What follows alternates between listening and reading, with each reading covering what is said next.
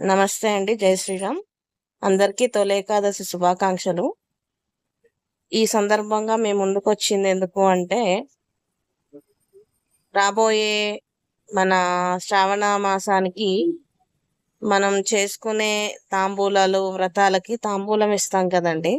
దాంట్లో మనం ఇచ్చే వస్తువులు ఎంతమంది ఎంతవరకు వాడుతున్నారు, మనం తాంబూలం ఎందుకు ఇస్తాము, అమ్మవారి స్వరూపం అని తాంబూలం ఇస్తాము. ఇచ్చే జాకెట్ ముక్కలు వాడరు, ఇచ్చే పసుపు కుంకుమ రూపాయి ప్యాకెట్ ఇస్తారు, అది కూడా తీసుకెళ్ళి చెత్తబుట్టలో పడేస్తాం. ఇది ఎవరిని ఉద్దేశించి కాదండి, వాస్తవం ఆలోచిస్తారనే చేస్తున్నాను. రూపాయి పసుపు కుంకుమ ప్యాకెట్ ఇస్తాము, ఆ రూపాయి సోంపు ఇస్తాము. సోంపు ఒక్కకి ప్రతీక కాదు. పోనీ ఒక్కలు పెడతామా? ఒక్కలు పారేస్తున్నారు, తమలపాకులు పారేస్తున్నారు. ఇంకా దేనికండి? ఒక అట్టిపండు, శనగలు మాత్రమే వాడతాం. ఇంకా తాంబూలం ఇస్తున్నాం కదా, ఆ జాకెట్ ముక్కలు తీసి పక్కన పెడదాం.